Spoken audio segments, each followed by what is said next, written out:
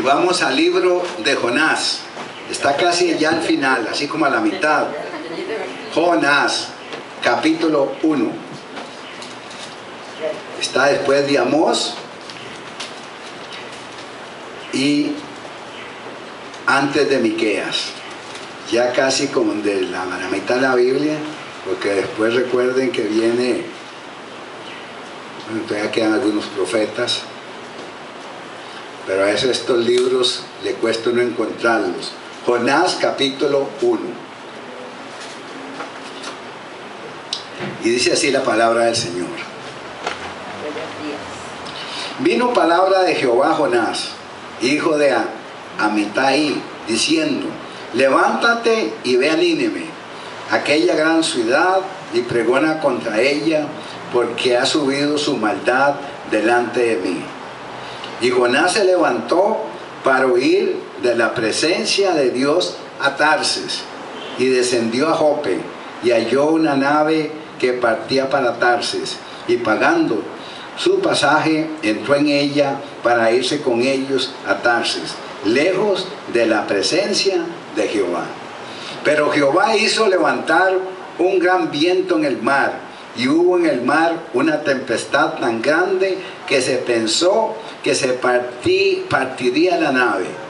Y los marineros tuvieron miedo, y cada uno clamaba a su Dios, y echaron al mar los enseres que había en la nave para descargarla de ellos. Pero Jonás había bajado al interior de la nave y se había echado a dormir. Y el patrón de la nave se le acercó y le dijo: ¿qué tienes, dormilón? Levántate y clama a tu Dios, quizá Él tendrá compasión de nosotros y no pereceremos. Y dijeron cada uno a su compañero: venid y echemos suertes, para que sepamos por causa de quién nos ha venido este mal. Y echaron suertes, y la suerte, ¿a quién cree que le cayó? A Jonás, ¿verdad? Entonces le dijeron ellos: decláranos ahora por qué nos ha venido este mal. ¿Qué oficio tienes? ¿Y de dónde vienes? ¿Cuál es tu tierra? ¿Y de qué pueblo eres? Y él les respondió: soy hebreo y temo a Jehová, Dios de los cielos, que hizo el mar y la tierra. Y aquellos hombres temieron sobremanera y le dijeron: ¿por qué has hecho esto? Porque ellos sabían que huía de la presencia de Jehová, pues él se los había declarado.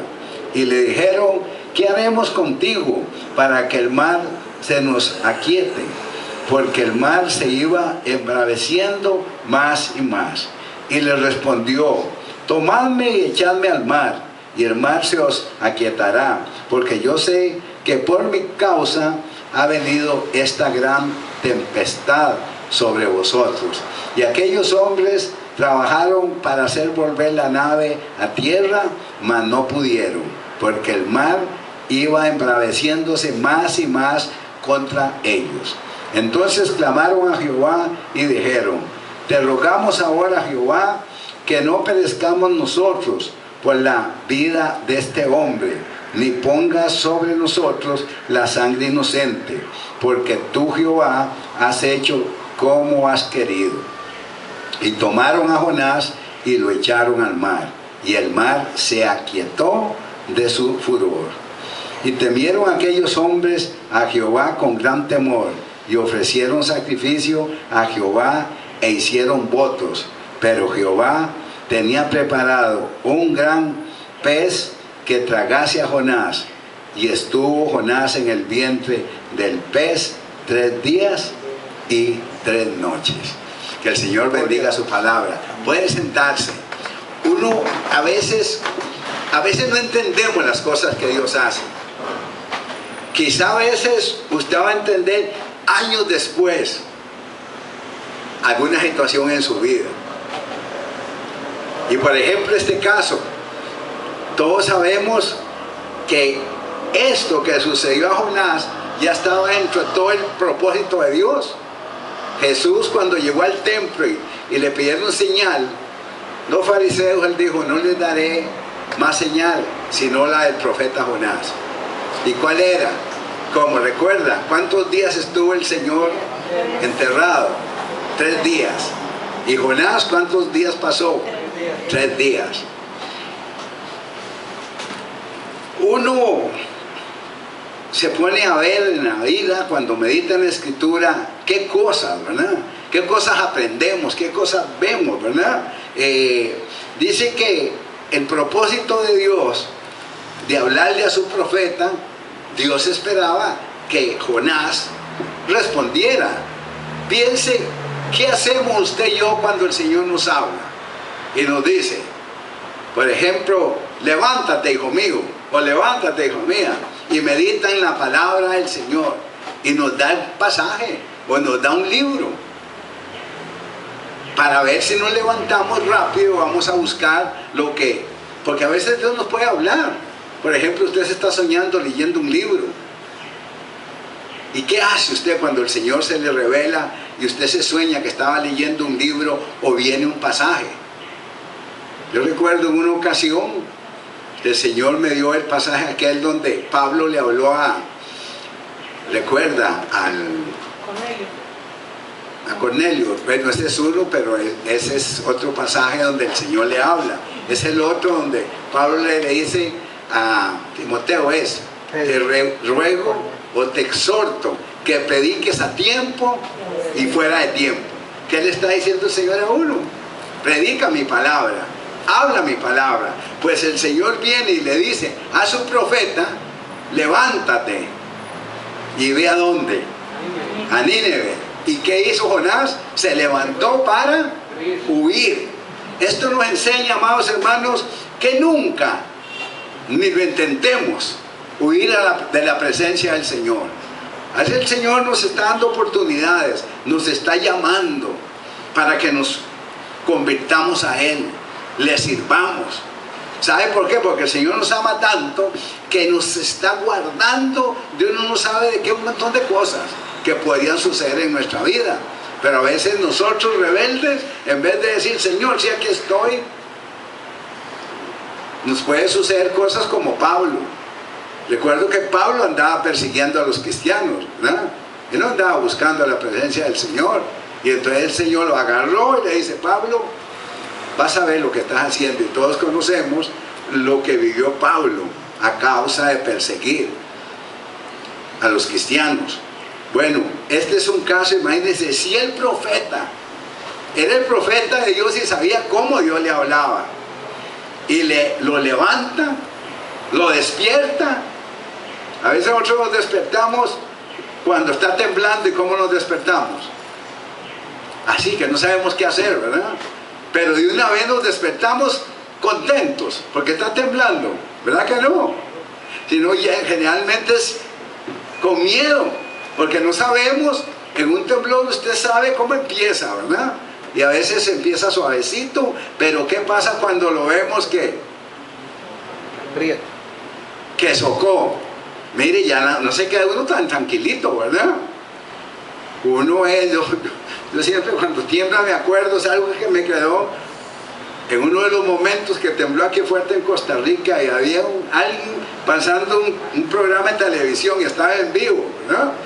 Y el que estaba el locutor decía, está temblando, está temblando, está temblando, y te notó y salió corriendo, ¿verdad? ¿Por qué? Porque cuando la cosa soca, ¿verdad? Uno no se puede quedar así tan tranquilo. Usted ve, algunos que no se asustan, empieza a temblar y nos quedamos en la cama, ¿verdad? Pero yo no me puedo quedar en la cama. La negra me hace sacado, ¿verdad? Y me dijo José Roberto, en una ocasión gozamos porque empezó a temblar y la negra gritaba, Robert, ¿dónde está? A mí me tenía en el jardín y estábamos ahí donde tienen las orquídeas, y entonces las orquídeas, ¿usted sabe lo que es? Estar donde hay plantas colgantes. Se movían todas, entonces como que el temblor lo vive uno así, hay más intensidad, porque no solo ven las paredes que se mueven, sino las matas que pegaban y sonaba aquello, ¿verdad? Y Robert no aparecía. y le grito, ¿dónde estás? Mami, estoy sosteniendo la pantalla, que no se me caiga. ¿Ah? Vean lo que, bueno, cada uno hace, bueno, porque él había comprado la pantalla, la amaba tanto, ¿verdad?, que la estaba sosteniendo, que cuando él vio aquello se movió. Eso fue terrible, ¿eh? Fue el día que yo les conté que grité gloria a Dios y casi le da un infarto a la negra, ¿verdad? Porque el grito pasó ahí, yo creo que a 100 metros de distancia. Porque yo dije, gracias Señor, porque fue la prueba del edificio. Habíamos construido y entonces nunca había temblado, yo no sabía cómo iba a responder las paredes, ¿verdad? Y cuando veo que todo estaba ahí, nada más se pegaban las plantas y las matas y el vivero y las paredes, porque queda tan cerca. La parte de atrás yo sentía que la pared nos iba a aplastar, hermano, se venía así. De hecho ya en el plan de evacuación quedó que nunca más volvemos a salir para atrás. Porque sentimos, mire, que la tapia junto con la pared de la casa lo aplastarían a uno. Y con el vivero haciendo el ruido, o sea, fue impresionante estar ahí. Entonces ya dijimos, el día que nos toque que correr por un temblor, no salimos para atrás, sino al frente de la casa, dentro de la propiedad, pero en el jardín del frente. Y entonces hay en la vida momentos donde uno corre. Yo diría que si a usted y a mí nos pasara que Dios nos habla, yo creo que tomaríamos la actitud como Samuel. Recuerda cuando ya Samuel aprendió que le había dicho el sacerdote Elí, cuando vuelvas a escuchar que te llaman Samuel, Samuel, di, he aquí que tu siervo escucha. Y salía atento. Bueno, si el Señor nos llamara a nosotros, yo estoy seguro que le diríamos igual, he aquí Señor, aquí estoy, ¿qué quieres que haga? Pero no con actitud de Jonás. Y todos sabemos por qué Jonás hacía esto, ¿verdad? Porque resulta que Nínive era un lugar que tenía un calificativo de ciudad sanguinaria. Dice el libro de Nahum que eran despiadados. La gente que vivía en Nínive eran tan tremendos que cuando el ejército de Nínive salía a las batallas, llegaban a los lugares y a los niños los tiraban contra las paredes. O sea, literalmente los hacían explotar. ¿Usted sabe lo que es eso? Desde ahí que si uno lee el libro de Nahum, se va a dar cuenta por qué le dice ciudad sanguinaria. Y Jonás empezó a profetizar en el año 760 antes de Cristo. Fue el tiempo que el profeta Jonás apareció. Y Nínive tenía 120,000 personas. Había en Nínive. Pero Jonás, siendo ese lugar tan terrible, prefería que Jehová lo destruyera. Él no quería que se salvara. Imagínense, como que uno dijera, no, si Dios le dice, vaya, profetice o hable mi palabra en una cárcel. Y uno diga, no, esos son maleantes, son asesinos. Yo no voy ahí, deje que se mueran todos.